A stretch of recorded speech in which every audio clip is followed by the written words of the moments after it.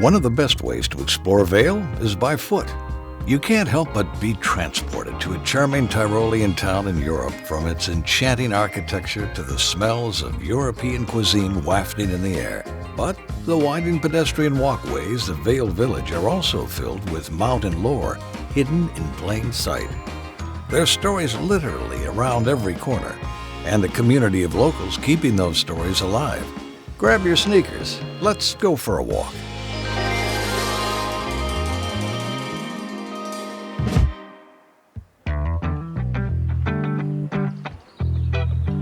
My dad grew up in New Hampshire. His childhood dream was to have a ski area, and he came out to Colorado and during World War II, was in the 10th Mountain Division close to here at Camp Hale.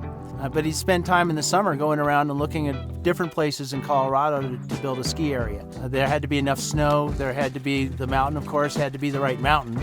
And then they needed some private land at the bottom. They needed to find something they could build a village in, because the time he'd spent in Europe, he knew that was a component that was very important to the whole package. Most of the ski areas in the country actually were started by guys from the 10th Mountain Division. So this 10th Mountain Soldier statue was commissioned by the town of Vail in the late 90s, and it was very strategically placed, because if you look where he's placed, you look up, you can see the top of Riva Ridge. It's named for a famous battle that the 10th Mountain fought.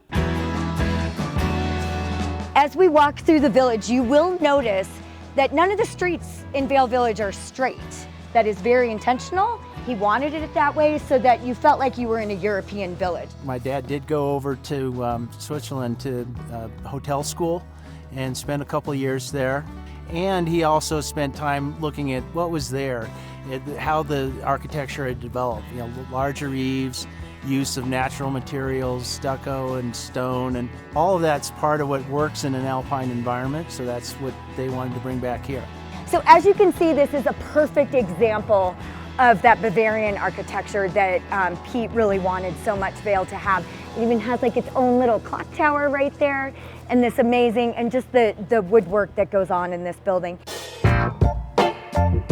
So if you look this way, you can see this is one of the most beautiful hotels in all of Vail.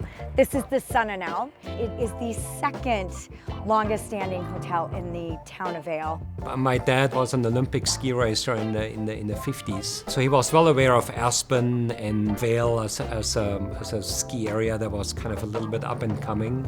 So when he came here, it really felt very comfortable. The town, even though it was had a lot of feeling of a European alpine village. If you really want to make this to look Bavarian, we have to do everything back home and just ship it. So we did. We loaded up 13 sea containers with everything from uniforms to china, to curtains, to bed linens, to carpets, to pictures for the walls, and absolutely everything. The entire remodel project of the hotel was essentially shipped over in sea containers. It truly looked like it could have been just around the corner from where our family hotel in Bavaria is located. So there were a lot of the beginnings of something that told us this is really a place where a hotel at a much higher level of quality can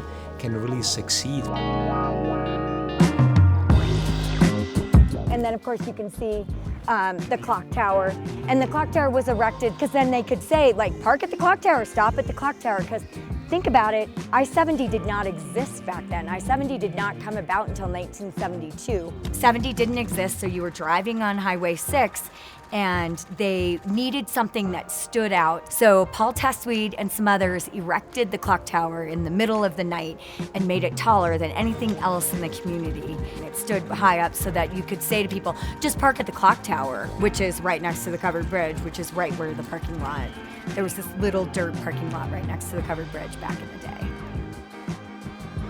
So this is the Lodge at Vail. It was the very first hotel. And on December 15th, 1962, when Vail first opened, the paint was still wet when people were coming in to check in. This is where the piano bar was, this is where all the fun happened. And this is the hotel where President and Mrs. Ford first bought their condo while he was still a state representative from the state of Michigan. So this is the famous Pepi's.